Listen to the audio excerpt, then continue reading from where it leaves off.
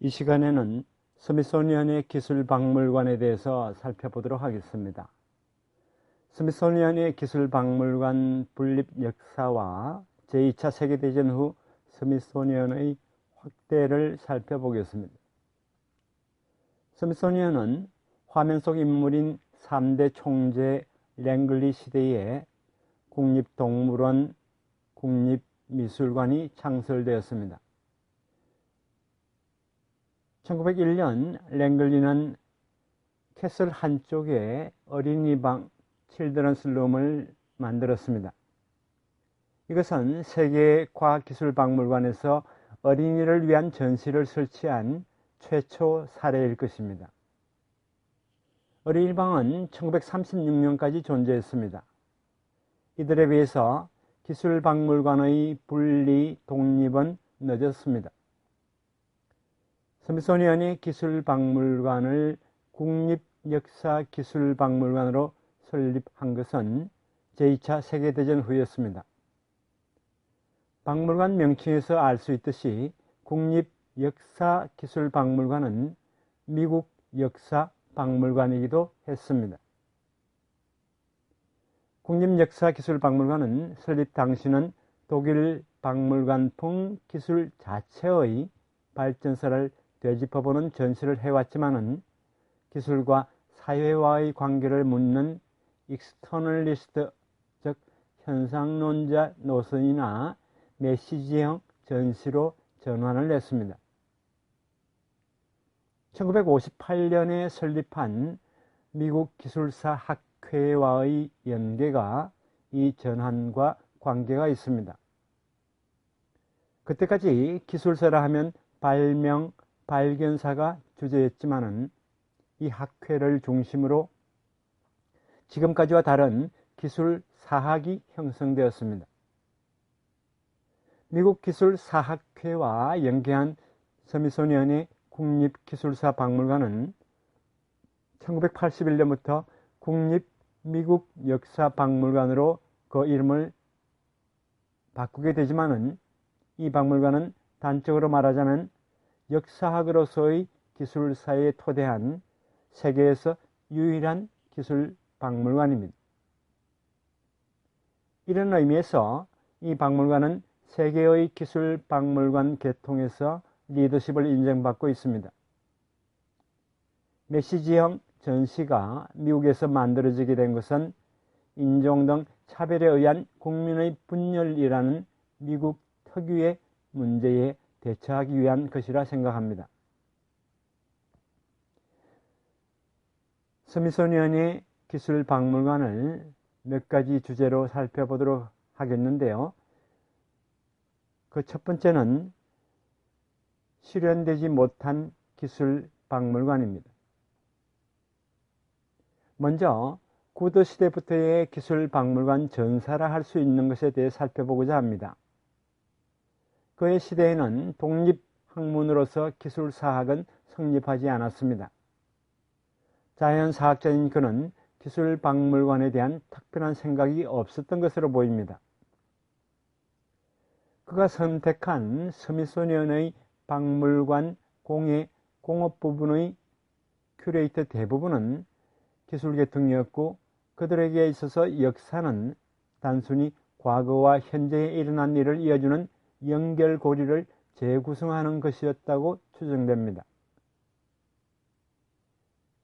인류의 무문자 시대의 기술과 문명 시대의 기술은 패러렐하게 이야기되는 경우가 있고 인류학 큐레이터와 기술사 큐레이터는 협업이 가능했습니다. 소재를 가공하는 것이 기술이라 여기는 구도의 생각은 이 협업의 교슬로서 적절했다고 할 수 있습니다. 그러나 20세기에 접어들어 라디오, 항공기, 자동차 등 새로운 기술이 등장하고 큐레이터의 분업이 이루어지자 큐레이터들은 무문자 시대의 옛 기술과 신기술 간의 차이를 강조하게 되었습니다. 이들 신기술의 등장으로 인해 과학기술의 중요성이 널리 인정받게 됩니다. 그러자 기술자의 자기의식도 고조되어 독일 박물관이 설립된 점을 앞서 설명드렸습니다. 스미소니언의 공업부문 큐레이터의 대다수도 뮌헨 독일 박물관의 영향을 받았습니다. 20세기 중반까지는 세계의 대학에서 과학사는 거의 다루지 않았기 때문에 큐레이터들은 의거해야 할 과학사, 기술사를 아카데미즘에 추구할 수 없었습니다. 기술을 알고는 있어도 역사에 대해 확실한 생각을 갖고 있지 않았던 그들이 독일 박물관에 강하게 끌린 것은 당연한 것이었습니다. 광선기술자이고 1911년 이후 스미소니언의 국립박물관에 관여해서 1918년에 기술 컬렉션 주임 큐레이터가 된 화면 속 인물 미트맨은 미국 기술자의 역사적 가치를 보여주기 위하여 기술 컬렉션을 인류학 등 타 분야와 분리하려 했습니다. 그는 사우스 켄싱턴 박물관, 파리 국립기술공예박물관, 뮌헨 독일 박물관을 거론하면서 이들 유럽의 종합기술사 박물관에 견줄 만한 기술박물관을 미국에 만들자고 호소했습니다. 단적으로 말하자면 미국의 독일 박물관을 만들려고 했던 것입니다. 화면 속에 보이는 이 박물관의 상징 마크에서도 그러한 사실을 알 수 있습니다. 이 계획은 각 방면에서 반향을 불러일으켰고 기계, 광산, 토목, 전기 이렇게 기술계통 주요 4개 학회가 지지를 했습니다. 에디슨, 라이트, 타운즈, 로젠월드, 베이크랜드 등 저명한 기술자, 공업가가 자금 조성에 참가했습니다. 미트맨은 1932년에 독일 박물관을 방문하여 이것을 미국에도 만들어야 할 기술 박물관의 모델로 삼았습니다. 독일 박물관 창립자 폰 밀러는 미국을 방문하여 미트맨의 기술 박물관 계획에 찬성했습니다. 또한 미트맨은 기술자의 자아의식을 호소했습니다.